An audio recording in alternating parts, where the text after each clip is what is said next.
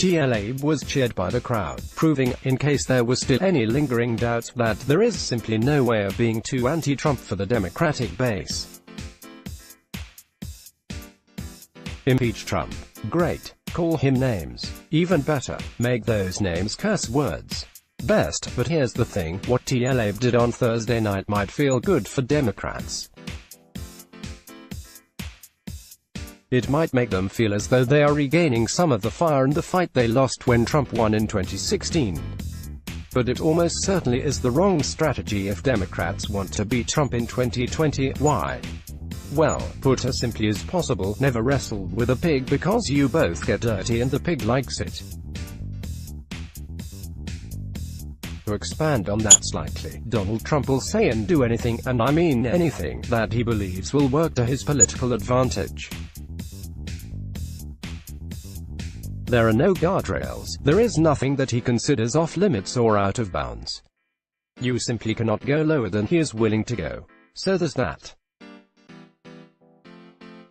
But there's this, too: people don't hold Trump to the same standards that they hold other politicians to. Look at the exit polling from the 2016 election. Two-thirds of voters, 64%, said that Trump was neither honest nor trustworthy. 1 in 5 of those people voted for him anyway.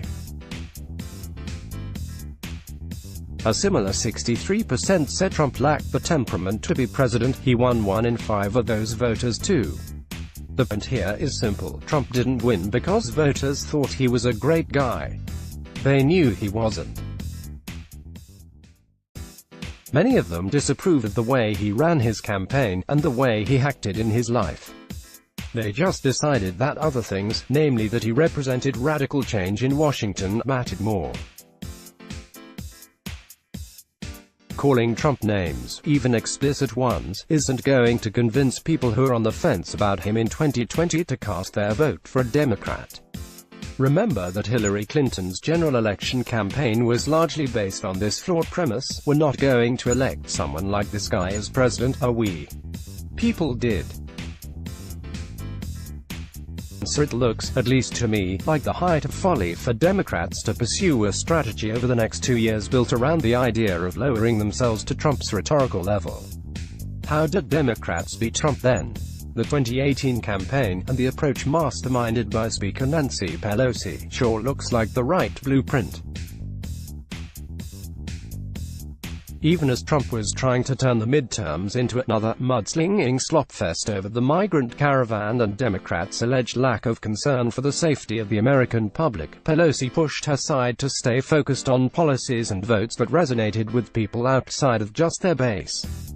Democratic candidates, committees and super PACs ran a massive number of ads focused on the votes the GOP House members had taken that would have ended protections for people with pre-existing conditions ensured in the Affordable Care Act. That was a tangible policy where Trump's rhetoric, and his party's legislative moves, put him badly out of step with critical swing voters in the suburbs. Voters rejected Republicans in competitive seats across the country because Democrats effectively made the case that whatever you thought about Trump's conduct in office, and his tweets, what really mattered were the policies that he and the Republican Congress put in place, and their adverse effects on people in their everyday lives. I get why a lawmaker like Tlaib would say what she did on Thursday. She was inspired to run for office by a desire to take back the country from Trump. And she reflects an anger toward the president that courses through much of the Democratic base. But words will never hurt Trump. And certainly not swear words. Every news cycle that is about a liberal Democrat calling the president a name and promising certain impeachment is a winning news cycle for the incumbent. Trump responded Friday by calling the comments disgraceful. I think she dishonored herself, and I think she dishonored her family using language like that.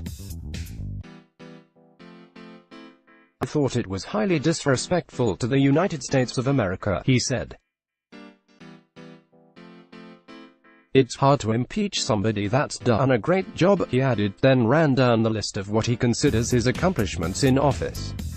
For a president who has struggled to win many news cycles since arriving in Washington 2 years ago, that is a gift Democrats simply should not give him.